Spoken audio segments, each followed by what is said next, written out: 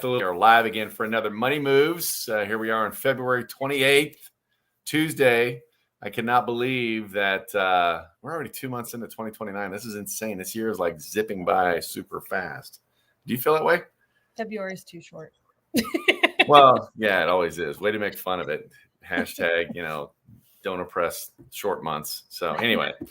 Yeah, it's just crazy. This year is just flying by. I mean, a lot's going on, a lot's happening for 2023 with Black Swan Money and our main thing, Turning Point Group, right?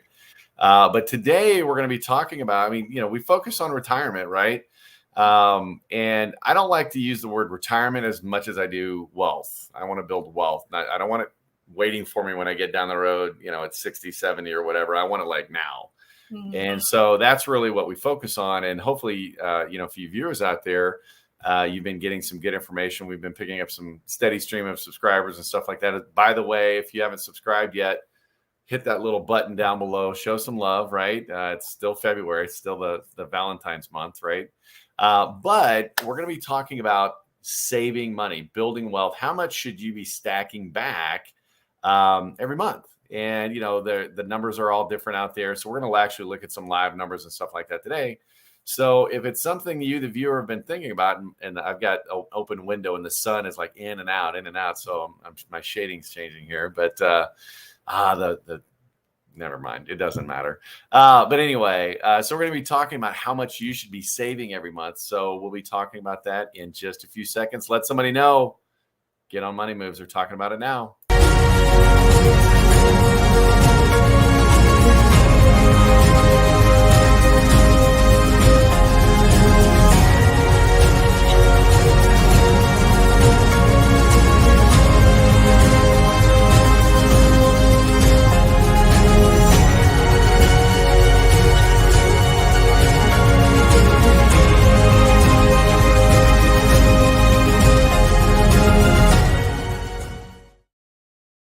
All right, we're back, and I'm adjusting my lighting.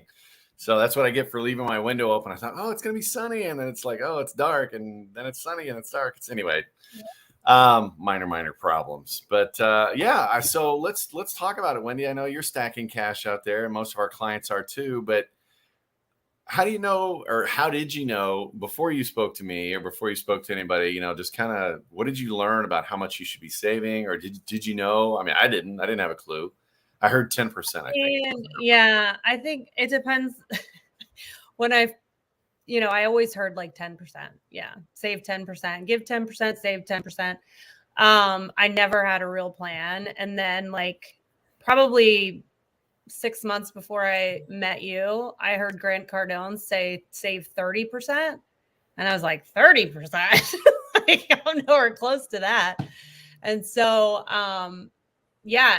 and then it wasn't until meeting with you and creating a true plan for where I wanted to be. That's the thing. It's like there's no one size fits all. It depends on where you want to be and how long you have. There's so many factors, Yeah, you're right. And I think you kind of hit the nail on the head right there where it's like, okay, where do you want to be? So most people out there haven't really given it any thought as far as, what they should save. Now, obviously, saving something is better than saving nothing, right? So, that ideal 10%, that's a great place to start, but that's not where you don't want to save 10% for the rest of your life and think that's going to get okay. So, you've got to understand that the more money you make, the more money you should save, right? Mm-hmm. So you need to think in terms of, I need to save a percentage as opposed to a fixed dollar amount. Now you may start with a dollar amount, right? But as you increase your income, you need to increase the percentage, which is obviously going to increase the dollar amount. But,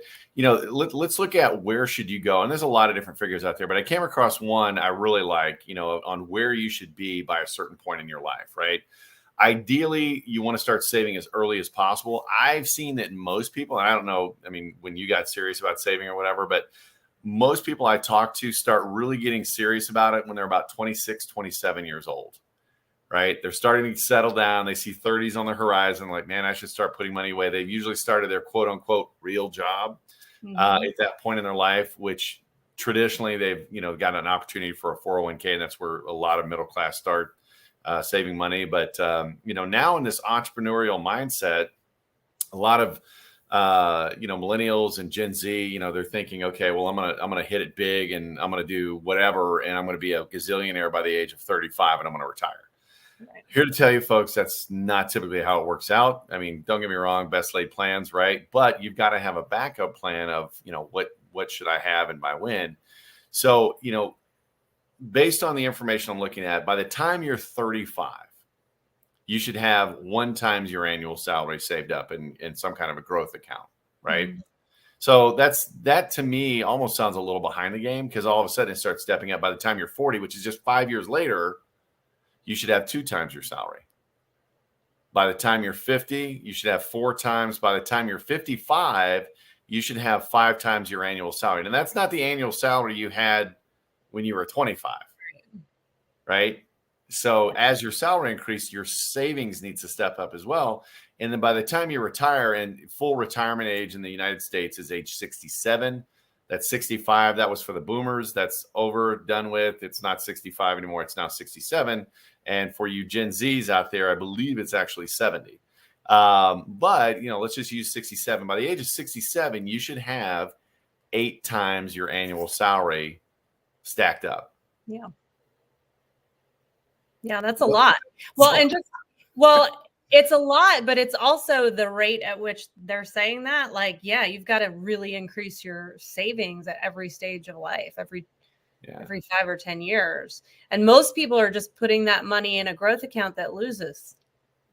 Well, and yeah, we'll talk a little bit about that. I mean, so you look at how much you're putting away, and when you're young, I mean, you're maybe making, $30,000-$40,000 or whatever your base is. So you look at that. So let's say you're making 45, right? That's not a huge job, but whatever. So that's 10%. So that's $4,500 a year, or $375 a month. So that's not quite a car payment. Maybe it's a used car payment, but that's what you should be saving away. And so, you start looking at that, and that's when you're first starting out, $45,000 a year. Okay. At 10%. Now, when you get to your 30s, you should be saving about 15%. You get to your 40s, you should be saving about 20%, 25. And then ultimately you want to get up to about 30%. And that seems high for most Americans, considering our savings rate is 2%, 2.5%. Yeah. Which, shocker, that's why most people aren't retiring. That's why most people, under the impression that they're literally going to work forever.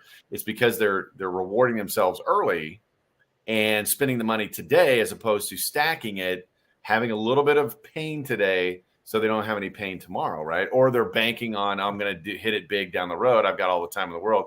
I'm here to tell you, you don't. It's going to come quickly. I mean, when I hit my 30s, I'm like, oh my gosh, and all of a sudden 40 was there, and it's like, whoa, where did all my time go, right? Mm-hmm. And so the whole time you want to be stacking, and you can pick your pain. You can have a little pain now, or you're going to have a lot of pain later. So you get to pick, when you're younger. Now, if you're getting a late start, obviously you need to kind of step it up. But one thing I do want to remind people of, and we've talked about this, and you kind of hinted on it, was, that average rate of return, right? Mm-hmm. So, I mean, you look at, ideally, I mean, how old are you right now, Whitney? 39? Oh, that's a rude question. Sorry. I'm not going to ask that publicly. I think you're like 29. My bad. So you look at that. I mean, you've got to be constantly evaluating what percentage. I mean, ideally in your 30s, like I said, 15% of your 40s, it needs to be 20% of your, and that's gross income, folks, mm-hmm. not net, gross income. So I don't know if you've got anything you want to add to that, or. Yeah. I mean, I just think that the big thing is really being educated early. And, for me, educating my kids now on what it looks like to truly save, because I didn't, like, I'm so far behind what I should be, because I had that mentality, right? I'm going to make, $80,000 a month or whatever. And my income's going to keep growing and growing and growing and growing. Well, when you're an entrepreneur, and a lot of people are seeing this right now in the space that I come from, yes. Marketing space, that it ebbs and flows, right? And like, just kind of like, just like the market, right? Your income goes up and down, and market goes up and down. Like, there's nothing constant. No. Right. So that's where we have to, like you said, and like, ditch the YOLO mentality and start, putting away and being consistent and saving for your future self. And so, like I said, I was way behind. And so the best I can do is the best I can do now and just Yeah. educate my kids, Well, and that's the key. And that's what I don't want people to walk out of here kind of beating themselves up and just, well, forget it. I can't do it. That's not the point. I mean, start with, it's the old African proverb, right? How to eat an elephant, one bite at a time, right? Start somewhere. Okay. And that's your starting point. But you need to realize that, once you get up to a certain amount, that may not be the right amount for you. Again, don't focus on the dollar, focus on the percentage. Don't focus on how much stuff you have, focus on the net worth that you have. Right? Because that net worth is your true value as far as assets, not your value as a person, but your value as assets. But you look at, what does it take? And I'll use the number $500 because a lot of people are like, man, $500, that's a lot to stack back, and I'll try to make that happen. But you can't start at $500 and stay at $500 the entire time. And so, I ran a little calculator based on saving $500 a month. Compounding monthly at 7% for 25 years. So if I start off at 30, that takes me out to age 55. And a lot of 30-year-olds are thinking, man, I'm going to be way retired before 55. Well, doing the math on that at 7%, which is, typically what the S&P does, right? Average rate of return, that's going to get you a little over 400 grand. Okay. 400 grand. People think, well, I could maybe retire on that if I was frugal, had my bills paid off, things like that. 400 grand is not that much money. And here's the other thing about it. That's 7% rate of return every year with no loss. That does not happen, folks. That does not happen. 401ks this year on year, have lost about 20%. What? Okay. Now to get that money back, I'm going to have several years of double-digit returns to get that money back, 3 or 4. So that's 3 or 4 years that I lost out of that 25 that I'm not really growing, am I?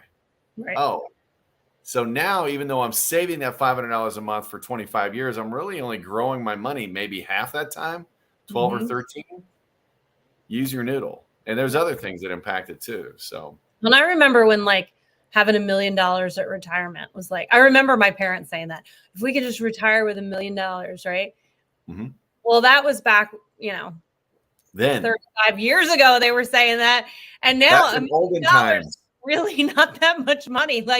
My parents are 64 or almost 66 and retired.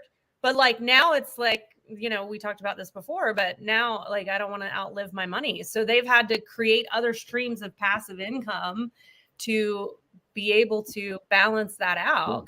And talking another 20 years from now, if you're retiring in 20 years, $1 million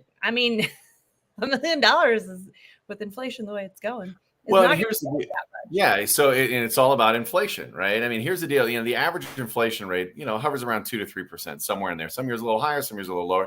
Right now, we've been in an extremely high year, right? I don't see that going down anytime soon. So again, those years of your dollar losing its buying power are happening. So, again, that $500, 7% annually for 25 years, I'm going to have $400,000 of 2023 dollars. Right.